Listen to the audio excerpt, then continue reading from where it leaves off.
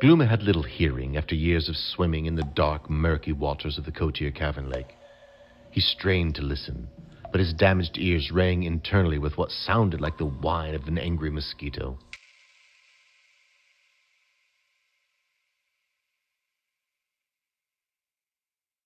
Gloomer ran his tattered paws around the floor. The solid rock was covered in mud, and the pool of water rested in the center of the cave.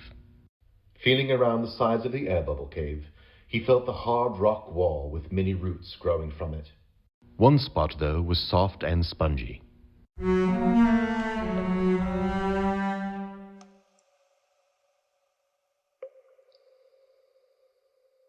Gloomer snuffled and clawed as he dug with his paws into the dense material of the soft, spongy area. The savage had burrowed out a small tunnel opening. At the very tips of his claws, he felt a plug of material remained further than his paws could reach.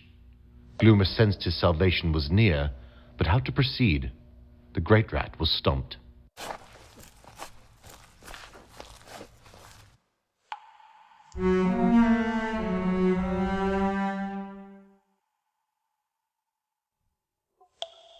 Gloomer pulled at the root. The root was firmly attached, and he just could not pull it out, no matter how hard he tugged and tugged. A small piece of the tip broke off and fell into the water where Stormfin snapped it up in an instant. The root in the wall was as long as his arm and springy. It felt a little like a carrot root, but more flexible.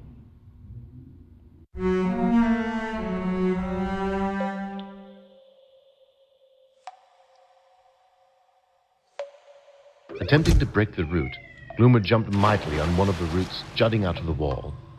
The root sprung back, and the hapless vermin was bounced high as a sparrow into the air. Gloomer slammed it into the roof and then made a large belly flop into the water. Gingerly, the shaken rat climbed back onto the ledge. Gloomer felt water dripping on him. Gloomer drank some water. With freedom just out of reach, the exhausted rat collapsed against the cave wall. The long roots jutted out and dug into his back, forcing Gloomer back to his feet.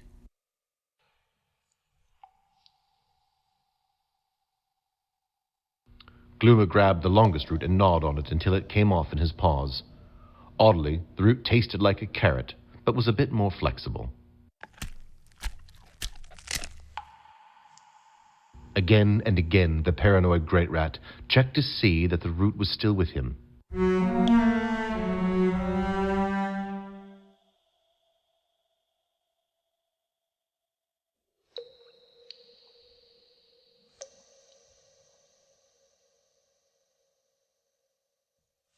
Again and again, the paranoid great rat checked to see that the root was still with him.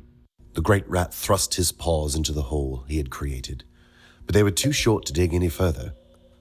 Gloomer shook the dirt from his claws, wishing he had something sturdy to dig with.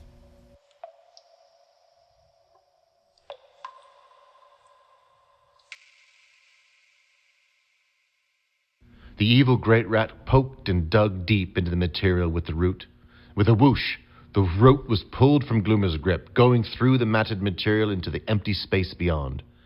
And as the plug of the well fell apart, the river moss, with all its speed and a hare warrior chasing vile vermin, flooded up into the previously sealed cave.